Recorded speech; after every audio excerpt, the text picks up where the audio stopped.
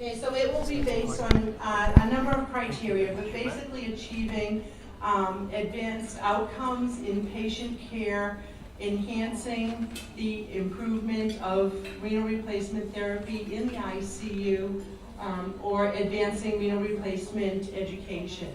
Not limited to that, but that's some of the criteria that we're looking for.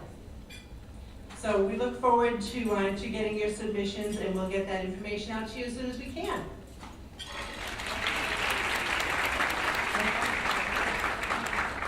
So having said that, I am truly honored to present our guest speaker tonight. Dr. Anitha Vijayan is board certified in nephrology and internal medicine. She's the medical director for acute dialysis services at Barnes Jewish Hospital and Washington University Hospital in St. Louis. And I know we've got a table of some Barnes Jewish Hospital folks right up front. She's attending physician at Barnes and WashU, as well as Barnes Jewish West Hospital and DaVita Dialysis Centers. She's on the editorial board of many organizations, and she herself is very well published in the area of renal replacement therapy. Dr. Vijayan implemented a shift therapy program several years ago and has outstanding experience with this, and that's what she's going to share with you tonight so that you can determine whether or not this therapy is right for your facilities. So I'd like to bring up Dr. Anitha Vijayan. Thank you all for being here.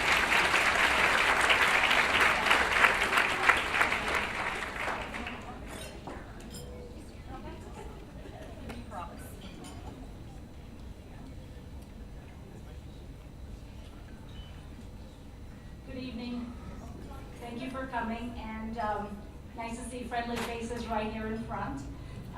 And I just want to echo what Karen said. I really am amazed at what you guys do in the ICU all the time. I mean, it's really a privilege to work with you guys in the ICU. So thank you.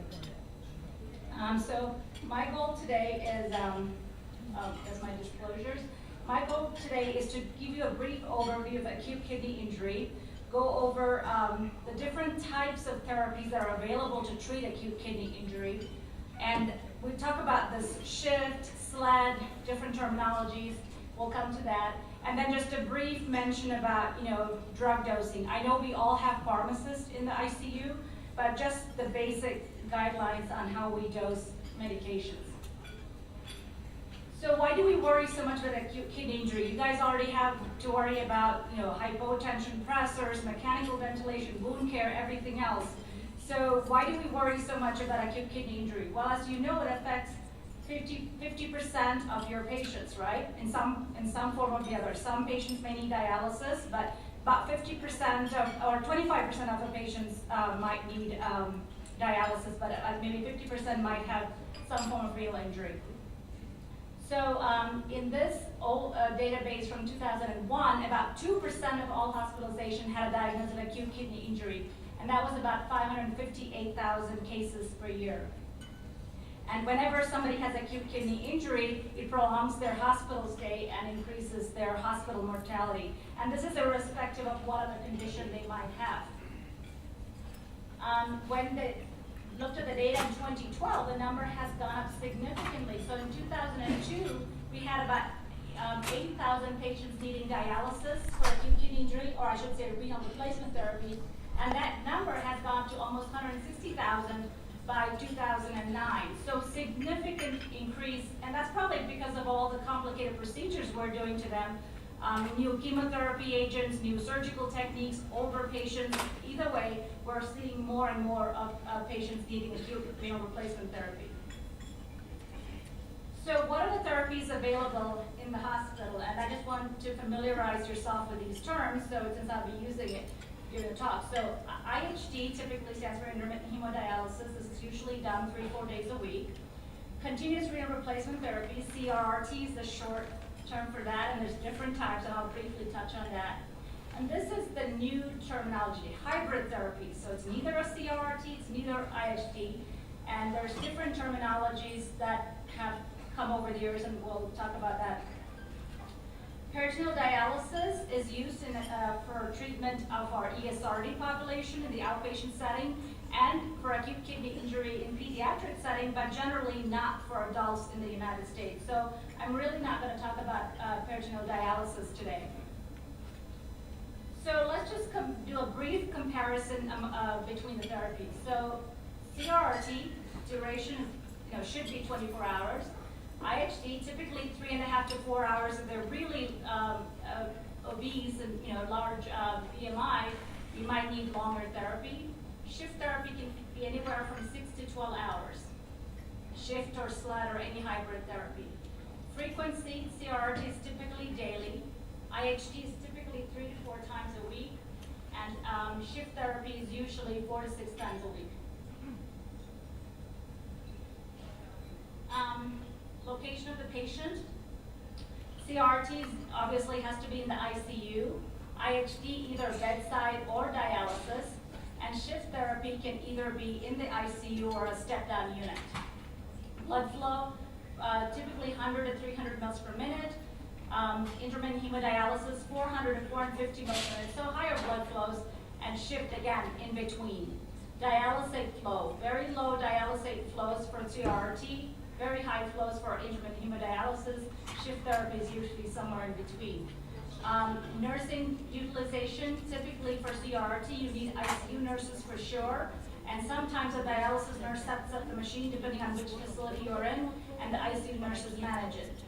For IHD, this is typically run by hemodialysis nurses, and shift therapy, similar to CRRT, can be either or.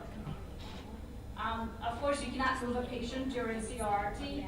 IHD, yes, the patient can be mobilized after dialysis, and shift therapy anytime during downtime. And in our institution, we do nocturnal therapy, so during the day, they are free to get their physical therapy or procedures. So this is probably where everybody gets confused, right? I'm sure different institutions use different techniques for CRRT, okay? But they're all called CRRT. So continuous veno-venous hemofiltration, this is where it's a convective way of clearing solids. So think of it as your kitchen sink being clogged up, and if you turn on the grinder, nothing happens, right?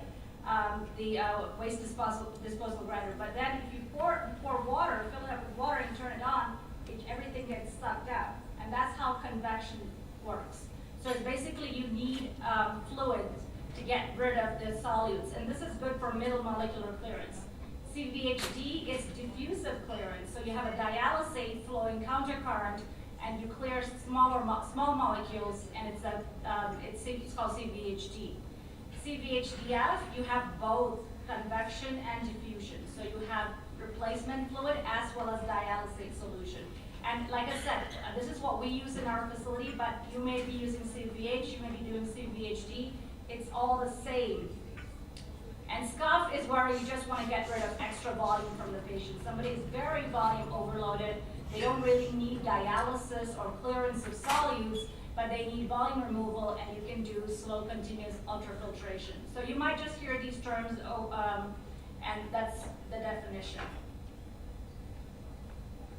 So now that we have explained intermittent hemodialysis and CRRT to some extent, how do we dose these therapies? How do we know what prescription to give a patient? So urea clearance is what we typically do for our end-stage renal disease population, and due to lack of any other marker, unfortunately, that's what we do in acute patients as well. So in the ESRD population, as you know, urea is very easily measured. It's generally equally distributed because these are stable patients who come for dialysis 3 times a week. And it basically has become a surrogate marker for low molecular weight proteins. It's very low molecular weight. However, in the acute kidney injury population, these are very sick, hypercatabolic patients in the ICU. They have negative nitrogen balance. They have alterations of regional blood flow. So urea is not distributed equally, so we're not sure if we're clearing it adequately. Volume of distribution changes frequently. You're giving fluids, you're giving blood. And it does not account for middle molecular clearance, which you might hear a lot about during your conference, because This is where we worry about, cytokines, which can be sepsis mediators. Well, urea is not going to account for middle molecular clearance because these molecules have much higher molecular weight than urea clearance. But having said all that, this is the only marker we have right now to measure the dose of renal replacement therapy. So in IHD, and you may have seen this where your dialysis nurses are drawing pre-urea as soon as they put the patient on. And so what we do is we measure urea immediately or at start of dialysis and immediately after dialysis. So we do pre-BUN minus post-BUN divided by pre-BUN times 100, and we get a percentage of urea cleared. And the target is 65 to 70%. And we take this number and convert it into this unitless measurement called KT over V urea. SP stands for single pool. And the goal is to get a KT over urea of 1.2 to 1.3 per treatment.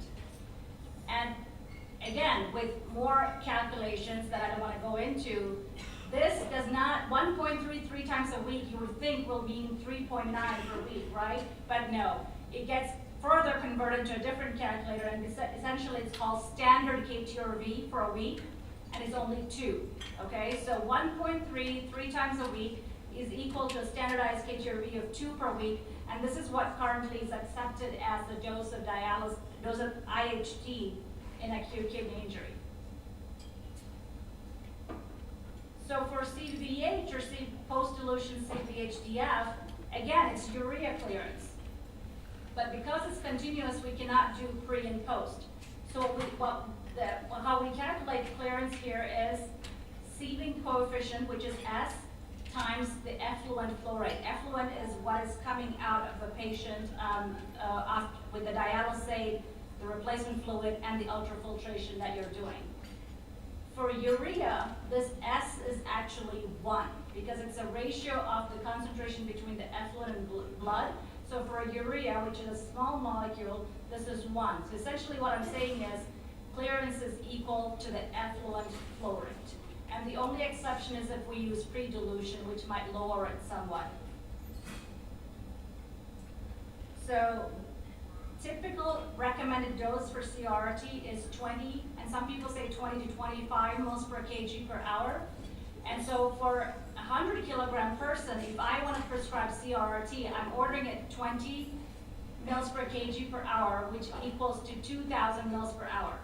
So if you have CVH, you're running 2,000 as a replacement. If you have CVHD, you're doing that as a dialysate. And if you have CVHDF, you give 1,000 cc's as the replacement and 1,000 as the dialysate. So it's pretty similar no matter what form of CRT you're doing. So to go over the differences between CRT and IHD, CRT offers better hemodynamic stability, better fluid balance, superior metabolic control, and continuous removal of toxins. And for patients who you're worried about hepatic encephalopathy, they may have more stable intracranial pressure with CRT. Now, if you have somebody who comes in with lithium toxicity or dabigatran toxicity or something that's very rapidly needs to be removed, then IHD is much faster and quicker, provided they're hemodynamically stable. A session of IHD can be performed without anticoagulation.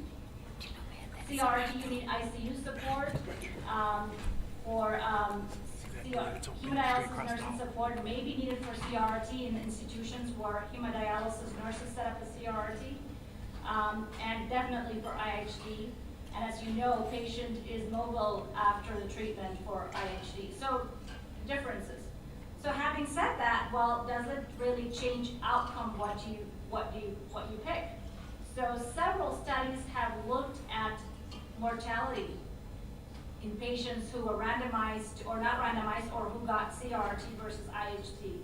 So the first, I think, 6 or 7 studies are basically retrospective studies, and that suggested there was a benefit if you started patients on CRT. However, prospective controlled studies, 4 of them, have not shown any benefit whether you pick CRT or IHD as your treatment of choice for a patient in the ICU with AKI. okay? It really is institution dependent. So let's just go over a typical case that I'll come across, and our CTICU nurses at Barnes will be very familiar with something like this. So a 72-year-old female comes to the ER with new onset chest pain. Her baseline creatinine is 1.3, so she already has some underlying CKD, right? This 1.3 is a higher than expected creatinine for a 72-year-old female. She has a history of diabetes, so she might have some diabetic nephropathy.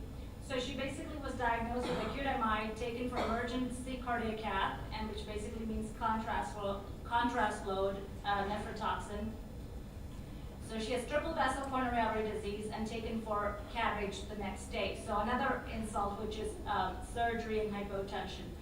And post-op patient has hypotension requiring 2 pressors, and I'd be surprised if the patient didn't go into renal failure. So sure enough, she has oliguria. And remember, don't forget about the urine output, right? The patient's creatinine may not change, but I know you guys already know this because you're in the ICU, but I always tell my residents and fellows and medical students in non-ICU study, you have to look at the urine output. So urine output, patient is getting oliguric, serum creatinine is rising, patient had to be intubated, hyperkalemic, acidotic, chest x-ray shows pulmonary edema, and sure enough, you'll call the nephrologist, right? So the nephrologist said, okay, I think she needs to some form of renal replacement therapy. All right, so what are the indications for renal replacement therapy? And this is from Up to Date. And there may be other indications that are not listed here, but the classic indications are refractory fluid overload, metabolic acidosis, hyperkalemia, signs and symptoms of uremia, so, encephalopathy, pericarditis, otherwise unexplained change in mental status. Now I do have to say, uremia does not correlate with the BUN level, so just a caveat. And then of course some alcohol and drug indications. In her case, at least we know she has the first 3, right? So let me just touch a little bit on fluid overload, just to, just as an aside. I mean, I know again that in the ICU we're aware of this, but fluid overload is really a systemic disease. So cerebral edema, risk for pulmonary edema, it can even further affect renal function because it increases renal interstitial edema, and basically extensive congestion and poor wound healing, right, if you have tissue edema. And so we really have to pay attention to fluid overload, and monitoring daily weights in ICU patients is very important. In this prospective study that looked at 610 patients who had AKI, fluid overload was defined as a change in weight by greater than 10%, and fluid overload patients were more likely to have, sure enough, respiratory failure, need for mechanical ventilation, and even sepsis. And when they analyzed them further, so even if they were dialyzed or non-dialyzed, the patients who were fluid overloaded had higher mortality. So very important to pay attention to fluid overload as we manage these critically ill patients. So going back to our case, just to remind everybody, remember the AKI patient, hyperkalemic, acidotic, pulmonary edema.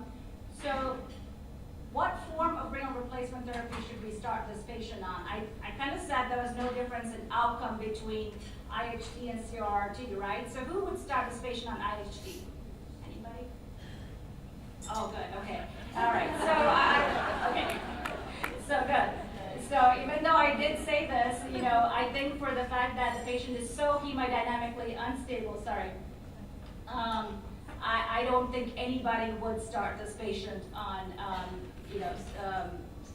intermittent hemodialysis. So sure enough, CRRT was started at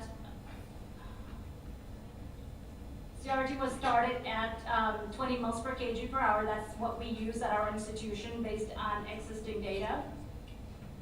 And the reason that that I think we should choose to use CRRT in this case is this patient is very critically ill. Hypotensive, 2 pressors, the risk for worsening hypotension is higher with IHD. And fluid overload, we know in other studies, is easier to manage if the patient is on CRRT. Okay. So I mentioned the dose of 20 mils per kg per hour and dialyzing people 3 times a week. Well, have we looked to see if more therapy improves outcomes? So there have been several trials, single center as well as 2 randomized multi-center trials. A couple of the single center trials showed a benefit if you increase the dose of dialysis. So increasing the 20 mils per kg per hour to 35 or 40 mils per kg per hour. But 2 randomized controlled studies address this. Pulaski's data is from a multi-center study done in the United States, and we were part of that. And Belloma's was done in New Zealand and Australia. And Pulaski's trial actually included patients who required CRRT, as well as patients who were transitioned to intermittent hemodialysis as they became more stable. So this is from the ATN Pulaski study, and basically, even if we dialyze them 6 days a week or 35 mils per kg per hour if they're on CRT, there is no difference in outcome compared to 3 times a week or 20 mils per kg. The mortality still remains at around 50%.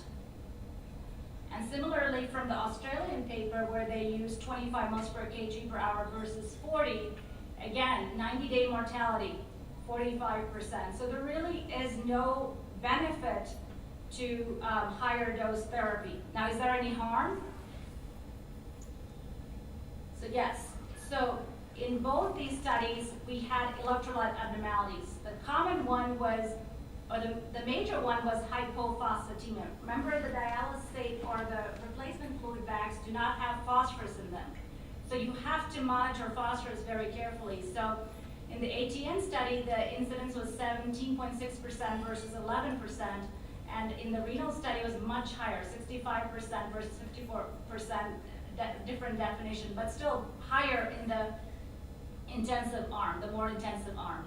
And hypokalemia was also noted in the ATN study. So more is not always better. And also we have to worry about inadequate dose of antibiotics and other medications, because the more the flow rates, the more you're going to clear the drugs. And so you have to be wary of that. And hypothermia, as all of you know, when you put your patients on CRT, hypothermia is a real concern. And the higher the flow rates, the higher the risk. And I'm emphasizing on hypophosphatemia because it's the hardest to correct, especially since last year or early this year we had a shortage of IV phosphorus, right? And so you have to be wary of hypophosphatemia. It's going to make our patients less likely to come off the ventilator, more likely to have muscle weakness, and in fact even rhabdomyolysis can be caused by hypophosphatemia, even cardiovascular and hematological effects. So we really have to pay attention to low phosphorus. So, okay, going along, so this patient, same patient, right? We start a CRRT at 20 mils per kg per hour on post-op day 2, and luckily she's one of those 50% that's doing well. So electrolytes, acidosis, volume overload, all improved in a couple of days, and she's extubated. And our intensivist will come by and say, you know what? We need to get her out of bed. You know, she's still in a little bit of pressure. MAP is only 50, but we really need to get her out of bed. Make her move a little bit. And so then, what do we do at this point, right?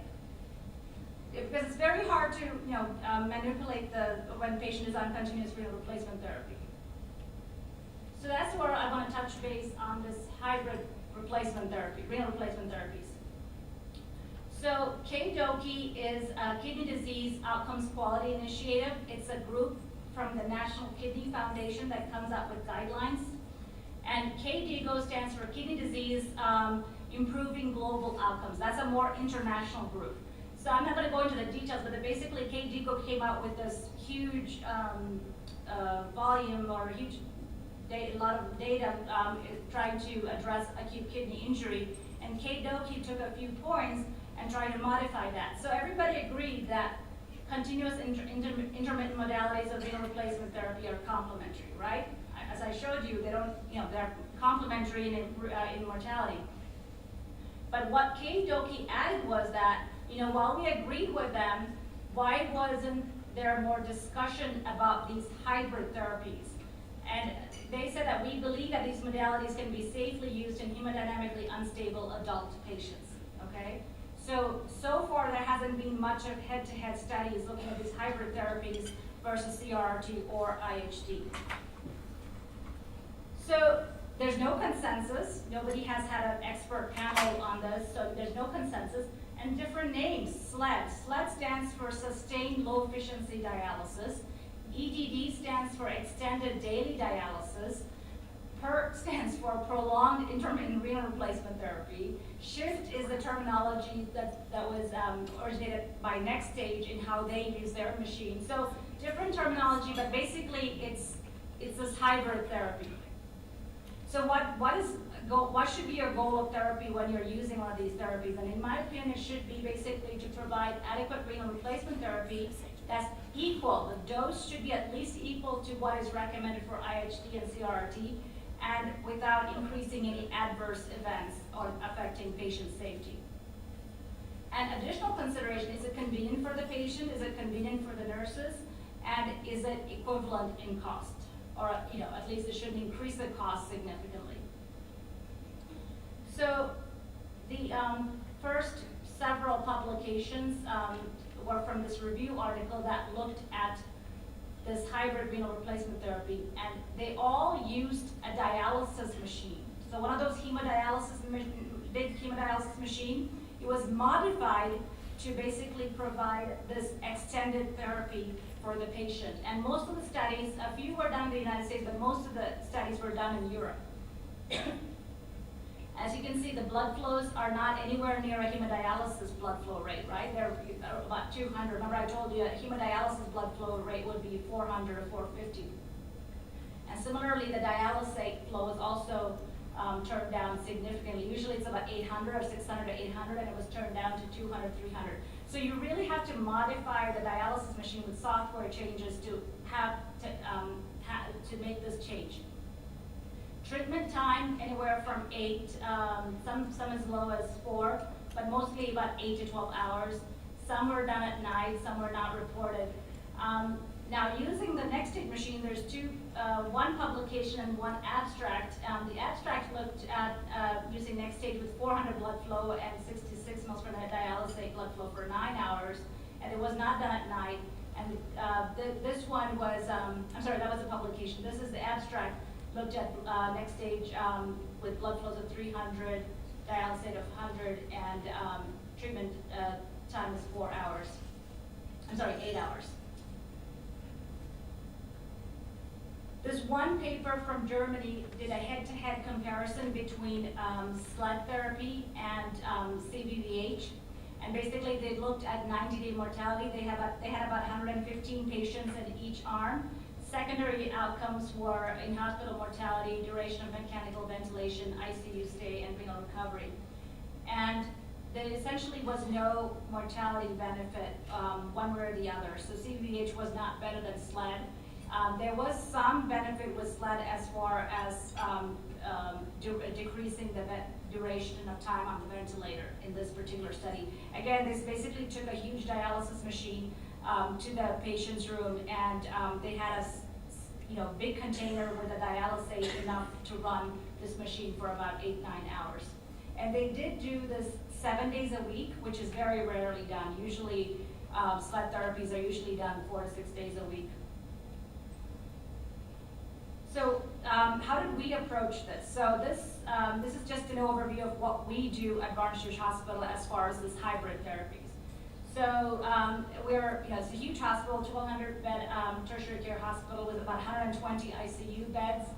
And so we have high volume of CT surgeries. I think we're the largest LVAD, we're doing the largest number of LVADs in the country right now. So my goal when I started this was basically try and help that patient, like the patient I'm just describing. What do we do with that patient who is not yet ready for intermittent hemodialysis but really doesn't need the CRRT? And so we started with one machine, and now we have 12 machines. So we usually perform it at night. We do it during the day as well, but typically we do it at night. Only performed it in the ICUs, and recently we have an LVAD step-down unit that we started using it in. We have 2 dialysis nurses in the hospital. Dialysis nurse set up the next stage machines in the ICU, and they basically connect the patient. They talk to the ICU nurse. All the ICU nurses have been trained on this. and they instruct the ICU nurse to and answer any questions, and then when the treatment is done, the dialysis nurses will disconnect the patient. If there's any problems during the night, the ICU nurse will call the dialysis nurse to troubleshoot. So the ICU nurses are responsible for the hourly eyes node monitoring and simple troubleshooting. So how do we prescribe shifts? So usually done for 8 to 10 hours, depending on how big the patient is. Very rarely 12 hours. Usually done 5 to 6 days a week. I mean, again, if there's an issue of fluid overload, sometimes we've done it all 7 days, but very rare. We run the machine in the CVHD mode. Other centers may do CVH mode. It doesn't really matter. All patients require temporary arterial catheter, so we're not going to use this on a patient with a fistula or a graft. We cannot leave, a needle in there for 8-10 hours. Blood flow is typically about 300 mils per minute. Fluids anywhere from 4 to 6 liters per hour. And how do we prescribe this? So remember I told you about the 20 mils per kg per hour for 24 hours? So again, for a 100 kilogram person, if you divide that, it's, or if you multiply, it's about 48 liters in 24 hours. And so 48 divided by 8 will be 6 liters an hour for 8 hours. For 10 hours, it will be about 4.8 liters per hour. And for 4 hours, it will be about 12 liters per hour. So I'm basically taking that calculation and dividing it per number of hours. Of course, this is not validated in clinical trials because there's very little data on this subject, as I said before. So we do measure pre and post BUN, just like IHD treatment. And our typical urea reduction ratio, remember I told you for intermittent hemodialysis about 65 to 70%, that's our target. For this treatment, it's about 45 to 55%. We usually ultrafilter anywhere over from 2 to 3 liters. And sometimes if the patient is really hypotensive, we don't even have to ultrafilter anything. And if you convert this number to a single pole kg urea, is 0.7 to 0.9 per treatment. So not as good as intermittent hemodialysis, but I'll show you why this is just as effective in a minute. And from our experience, anticoagulation has not been needed for about 80% plus patients. So it has really worked well for us. So yeah, so remember I told you about the standard kg/v, that's the number that we convert the conventional hemodialysis number to. So if you're getting 1.33 times a week, it's 2. CRT, obviously, you're getting much more clearance because you're doing it continuously for 7 days a week. So that's going to be very high. But for shift therapy, when we convert that 0.5, 0.7 to a standardized kg/v, we're actually getting 3 to 3.5. So it is as effective, if not more effective, than intermittent hemodialysis. So how do we select our patients? So obviously they have to have a functional dialysis catheter. Typically our patients have hypotension, but not more than 1 pressor. If they're on 2 pressors, we typically don't recommend shift therapy for that patient. Patients who might have borderline blood pressures, but they're still capable of sitting up in a chair or getting PT during the day, this really works well for them at night. And basically it's this criteria that I use, not sick enough for CRT, but not stable enough for IHD kind of criteria. I know it's very variable, but we recently started using it, like I said, in our LVAD unit. Again, I'm not talking about treating volume overload. These are AKI patients or ESRD patients. And we are in the process of trying to initiate this in our respiratory and our BMT unit as well. So this was one abstract that from a different center that looked at 1,600 treatments in 280 patients. And basically their rationale to start shift therapy at their institution was basically to provide more therapy to with less nurses. And compared to conventional hemodialysis, the blood flow rate was lower, no surprise. Dialysate potassium was higher, and this might actually be beneficial for the patient. Dialysis time obviously longer. Ultrafiltration, they were able to ultrafilter more fluid over a longer period of time. Heparin requirement was much lower, and episodes of hypotension was also lower. Now these did not reach statistical significance, but there appears to be a trend. And when they looked at the mortality, there was no difference in survival between IHD or shift therapy. So again, the way I look at the difference between HD and shift therapy as far as nursing utilization, this is for hemodialysis nursing. One RN, if you have to call in a dialysis nurse at night to dialyze somebody, they have to get the machine ready, dialyze the patient for 3-4 hours, however long it takes, and 1 hour to set up, typically 1 hour to clean up. And typically that nurse is sitting by the patient for that duration of time. Whereas when we have nocturnal shift therapy, usually the evening nurses, as they're finishing up their dialysis treatments, they started putting the supplies together for the next stage machines. 2 nurses will come on, and depending on how many different ICUs, usually it's 1 or 2, they can set up a next stage machine. I said 1 hour, but that's really, being very conservative. It doesn't take that long, maybe 40 minutes per machine, but if you're doing it in the same ICU, it can be even shorter. So once they set up the machines, they're free to do other therapies. They can restart a CRT machine that has been clotted.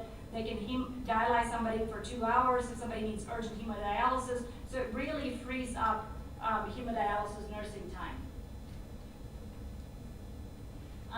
ICU management, all the bags for that therapy session usually is hung by our dialysis nurses, so that ICU nurses don't really have to get extra bags, again, unless the patient is very big and we need 40 liters or more, or anything over 35 liters will need extra bag, but that's not usual.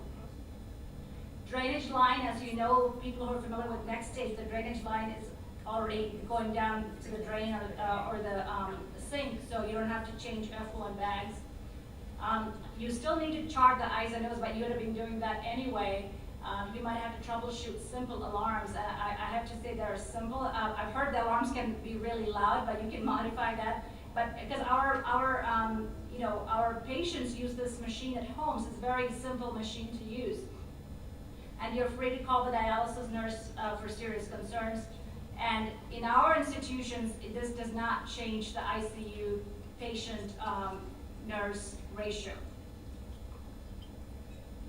So going back to our patient, so the intensivists want to get the patient up and going, physical therapy, so we started doing shift therapy for this patient. And we typically get the patient started around 7:30, 8 p.m., and usually they're off by 5 a.m. or so. So benefits is patient is able to sit out a bed during the day, able to get physical therapy, may reduce risk for hypotension, and less likely to need anticoagulation than if the patient were continued on CRRT. And I've heard some nurses at our hospital say it's very easy to use and learn, less concerned about hypotension, and patients normally sleep. Most of the patients I've talked to, they sleep through the night even with the machine going, a patient continues to improve, weaned off pressors by day 7. So what we typically do is we perform 1 intermittent hemodialysis treatment in the ICU to make sure the patient is hemodynamically stable, to make sure they don't drop their pressure during IHD. So this patient tolerates that and was moved to the floor on day 9 and continued on intermittent hemodialysis in our dialysis unit 3 times a week.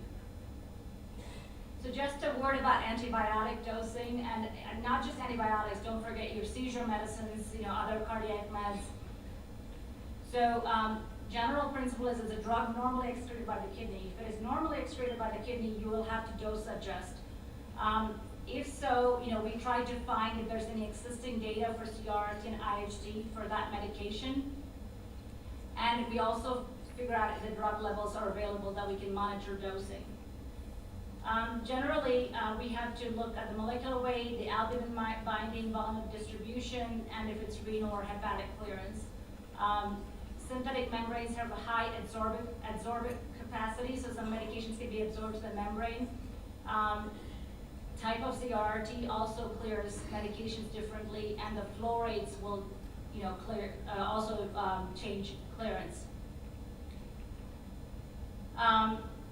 Again, just practical consideration, if you have a drug that needs a loading dose, typically we don't need to change the loading dose for renal replacement therapy, but only if there's a volume of distribution, which a lot of our patients have, and that's affected by total body water, tissue perfusion, which a lot of our sick patients are affected. And remember, the volume distribution is significantly higher in critically ill patients. And the maintenance dose should be adjusted for renal function, and especially if the patient got oliguric versus non-oliguric, that will tell you if the patient had some residual renal function. And then we adjust the dose based on the estimated clearances. So for example, a meropenem dose can be 3 grams a day. Its molecular weight is 383 Daltons, so kind of the low to middle molecule. It doesn't have a high volume distribution, it's not highly protein bound, so typically you would expect this drug to be cleared by the kidneys. And the dosing recommendations, depending on what modality we're using for dialysis, can vary anywhere from 500 milligrams BID to a gram TID. So it's very important to have a conversation with the pharmacist or the nephrologist and the intensivist as to what antibiotic and what renal replacement therapy am I using for that patient. And then measure levels whenever available, so Bang, Gent, lithium, digoxin levels should be monitored in renal failure. If a drug is typically given BID, I would say give 1 dose immediately after the shift therapy, and the second dose I would say give 2 to 3 hours before the shift therapy, so it's not all of it is not cleared at once as the patient gets on the machine. And if the drug is supposed to be given once a day, then give it after the shift therapy. So just to review, so let me see if I can see this. Comparing CRRT, IHD, and shift using next stage. This is a convective therapy, this is a diffusive therapy, and this can be either convective or diffusive, depending on if you use the fluid as replacement or dialysate. High flux membranes, low flux, low or high, I should say. Actually, most of dialysate membranes right now are high flux. So that's not any different. Dialysate flow, typically low for CRT, same with shift therapy. Continuous therapy, sorry, I can't see the rest. So this is usually continuous, obviously, otherwise it wouldn't be called CRT.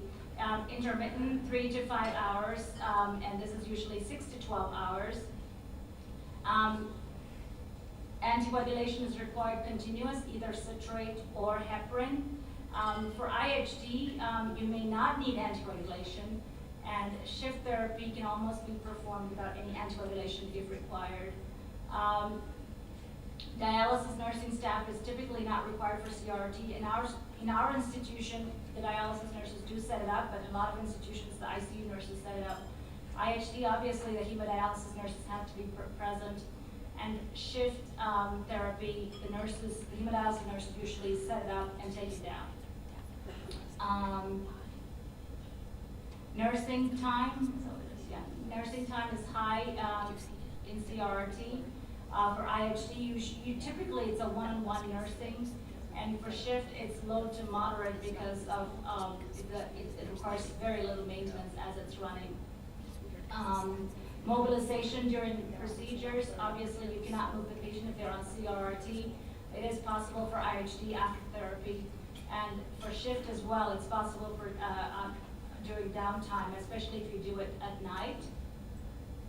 Operating cost, it's high for CRT because of the need of sterile filtration fluid.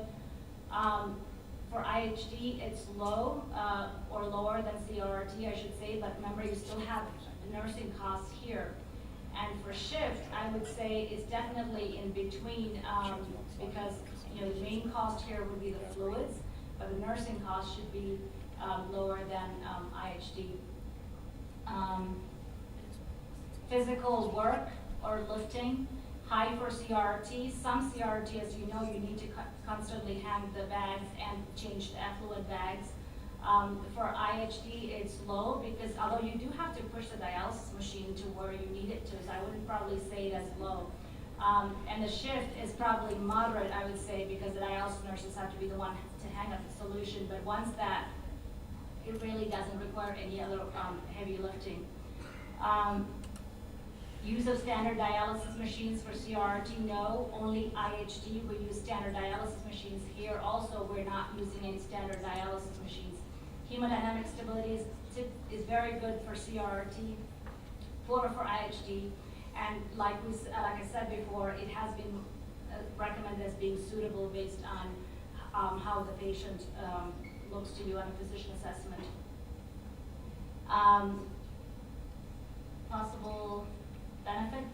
Possible benefit compared to the others. Really hasn't, like I showed you all the data, there really has not been any survival data or benefit comparing therapies. So I think with that, I will summarize by saying, we have improved how we deliver renal replacement therapy significantly over the past 20 to 30 years. Adequate dose of renal replacement therapy is currently recommended 20 to 25 mL per kg per hour for CRRT, and for IHD, we should be trying to get a standardized gate-tier read for a week of 2. Intensive hemodialysis or intensive renal replacement therapy more than what's recommended here does not improve outcomes and may have adverse effects. Volume overload, we have to pay careful attention to volume overload and treat it appropriately. Hydrorenal replacement therapies are really making an impact and helps transition the patient. With that, I'll close.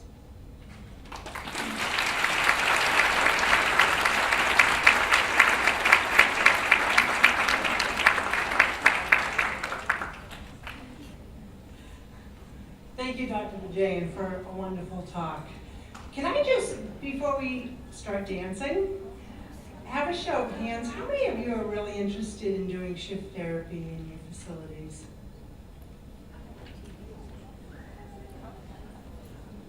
Good job. Okay, thank you very much. I really appreciate it. Thank you, Dr. Vijayan. And now we're going to have, I hope you stick around to do some dancing. I love to dance. I want some partners, so stick around.